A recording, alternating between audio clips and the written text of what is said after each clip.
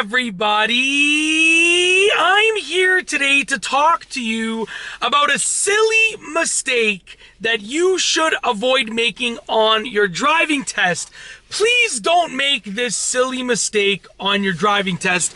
I'll be telling you what the mistake is, and you will not believe the number of people that make this mistake, and it actually causes them to fail their driving test, or it causes them to lose points, which contributes to them potentially failing the test.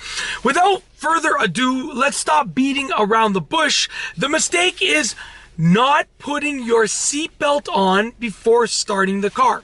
Now, I'll tell you why many people make this mistake. First and foremost, tons of people make this mistake, but let me tell you why. In most real life practical scenarios, what do? You hop in the car, you start the car, you reach over, you put your seatbelt on, then you put the car in reverse or drive and you start moving the vehicle.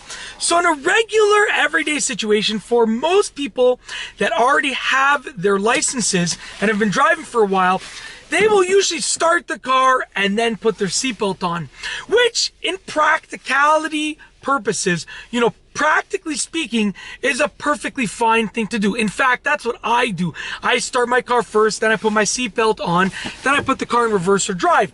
But for the driving test, at least in the majority of places that you will likely be taking your driving test in, you gotta put your seatbelt on before you start the car. I apologize about all of the blur that's happening right now on this camera. It's because of the poor lighting, but like I said, I wanted to film this video. Now was the best time to film it, so we're doing it despite the poor lighting scenario. So here's the thing.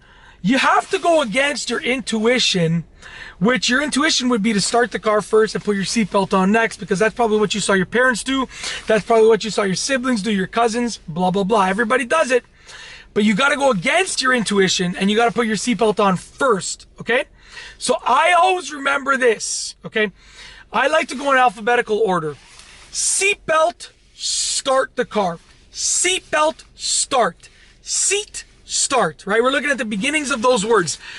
In the dictionary, seat comes before start. So that's what makes sense. Seat belt will happen before start the car. That's how I remember it. That's how I always tell people to remember it. And the good thing about it is that, once you get, you do that and you get your license, you can kind of, as long as you're wearing your seatbelt when you drive, you can kind of do it in whatever order you want once you have your license.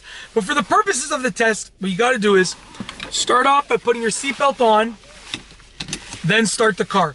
What I recommend is build a habit that as soon as you get into the driver's seat of a car or the passenger seat, you reach over and you say in your head, seatbelt, and you buckle up your seatbelt the moment that you get in the car. This way, if your habit is to get in the car and reach over and put your seatbelt on, you're always going to have your seatbelt on before you do anything else in the car, like start the car or start driving. And this will hopefully prevent you from losing points. You're not really going to get points, to my knowledge, for putting your seatbelt on, but it will definitely prevent you from losing points. And in some places, if you start the car without putting your seatbelt on, they'll actually just fail you automatically. And that means your test will be over practically before it even starts. And I don't want that to happen. So with that being said, put your seatbelt on before you start the car. Please don't make this silly mistake on your driving test. And that's it. If you like this video, please be sure to give it a thumbs up. Let me know what you think down below as a comment. And of course, be sure to subscribe for more great car and driving videos just like this one. And that's all I have for you today. Thanks for watching.